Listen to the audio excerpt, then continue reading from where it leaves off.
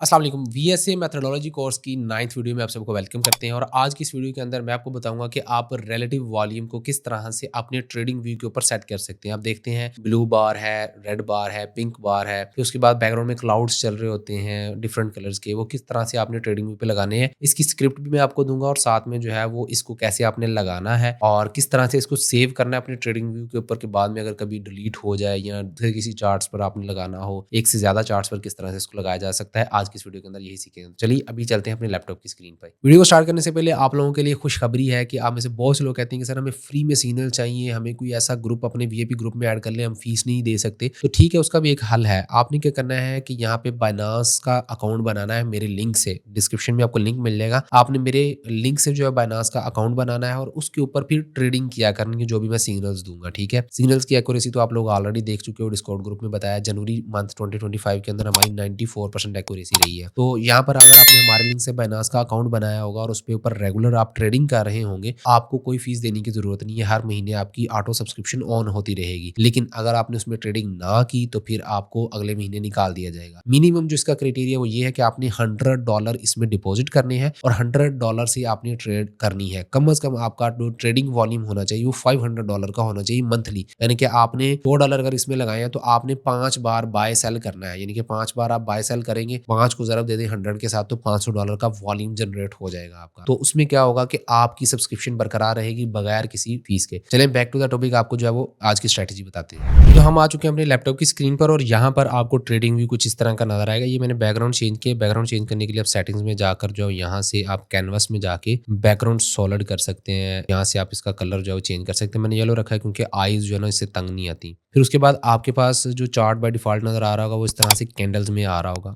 अपनी कैंडल्स को पहले बार्स में कन्वर्ट करना है। तो यहाँ पे जब आप जाते हो तो यहाँ पे टॉप पर बार्स का ऑप्शन होता है। बार्स पे आपने क्लिक करना है, ये इस तरह की आ जाएंगी। फिर आपने राइट क्लिक करके सेटिंग्स में जाना है। सेटिंग्स में जाने के बाद आपने सिंबल्स में जाना है और यहाँ पे HLC बार, हाई लो क्लोज बार, इसके ऊपर आपने चेकबॉक्स कर देना है और फिर उसके बाद थिन बार्स है इसको अनचेक कर देना है। फिर उसके बाद अप बार यहाँ पे ग्रीन कलर की, आपने इसको ब्लू कलर कर देना है। ठीक है, ये कलर्स की सेटिंग हो गई है। अब आपने जो है वो कैसे इंडिकेटर यूज करना है, लगाना है यहाँ पर वो रिलेटिव वॉल्यूम का। तो यहाँ पर आपको ये एक फाइल मिलेगी डिस्क्रिप्शन के अंदर डाउनलोड करने की। आपने उस लिंक पे क्लिक करके इस फाइल को डाउनलोड कर लेना है। ये फाइल जो है बेसिकली हमारे जो मेंटोर है मेरे साजिद गोरी साहब, उन्होंने जो है इसको बनाया था। तो यहाँ पे उनको ही इस चीज का क्रेडिट जाता है कि उन्होंने जो है वो इतनी मेहनत करके जो ये सारा कोड जो है यहाँ पे लिखा। आपने क्या करना है, इस फाइल को डाउनलोड करके इसको जो है वो Ctrl+C और कंट्रोल कॉपी कर लेना है। कॉपी करने के बाद आपने ट्रेडिंग व्यू पे दोबारा से आ जाना है। आपने यहाँ पाइन एडिटर में आ जाना है और पाइन एडिटर में आपने यहाँ पे कोई भी कोड लिखा होगा, आपने उस कोड को सारे को यहाँ से रिमूव कर देना है। ठीक है, यहाँ पर डिफरेंट तरह का लिखा हुआ अगर होगा तो आपने यहाँ से सारे को रिमूव कर देना है। रिमूव करने के बाद जो आपने कॉपी किया था उसको यहाँ पे आपने पेस्ट कर देना है। ये आपका कोड सारा यहाँ पे पेस्ट हो जाएगा। पेस्ट होने के बाद आपने इसको ऐड टू चार्ट कर देना है। जैसे ही आप ऐड टू चार्ट करेंगे यहाँ पर जो है वो पाइन एडिटर आपके सामने आ जाएगा। फिर आपने यहाँ पर जाना है मैनेज स्क्रिप्ट के ऊपर और यहाँ पर इसको जो है वो सेव कर देना है। ठीक है, यहाँ पर जैसे आप क्लिक करेंगे तो वो यहाँ पे उसको पूछेगा सेव एज स्क्रिप्ट। ठीक है, क्योंकि मैंने ऑलरेडी सेव किया हुआ है तो इसलिए ये दोबारा से नहीं पूछ रहा। आपने सेव एज स्क्रिप्ट पे ना क्लिक करके इसका नाम जो है वो रिलेटिव वॉल्यूम रख लेना है। ठीक है, क्या होगा फिर उससे क्या होगा, इंडिकेटर्स की टैब में जब आएंगे तो यहाँ पे पर्सनल की टैब में ये रिलेटिव वॉल्यूम एनालिसिस की आपके पास स्क्रिप्ट आ जाएगी। अगर आप इसको बाद में किसी और पेयर पर अगर लगाना चाहेंगे तो वहां पर भी ये लग जाएगा। ठीक है, यानी कि यहाँ पे मैंने इथेरियम पे लगाया, मैं चाहता हूँ कि यार मैं इसको डॉट पे लगाना चाहता हूँ। ठीक है, डॉट का चार्ट अलग से अगर कहीं खुल जाता है तो वहां पर ये लग जाएगा। अभी क्योंकि बाय डिफॉल्ट एक बार लगा दिया तो यहाँ पर जितने पेयर्स भी खोलूंगा वहां पर बाय डिफॉल्ट ये सारी सेटिंग्स जो है वो कॉपी होती जाएंगी। अच्छा, एक और चीज़ है कि जब आपने